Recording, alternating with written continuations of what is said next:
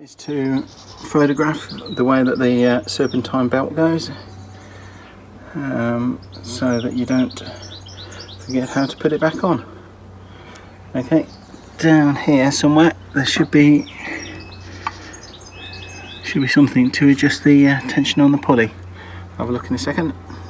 Right, just putting the belt on. I don't know if you can see from here the way it's routed over the top pulley, around the bottom, across the water pump smooth idler and the adjuster, around the crankshaft, along to the aircon and up over the, which pump's this? A steering pump. Using a 17mm socket on the adjuster that's just underneath the adjuster wheel. You pull, get the tension off and remove the old belt. Get the tension, you can hold it or you just slip over the belt. There you go. One drive belt or accessory belt, whatever you're going to call it, fitted.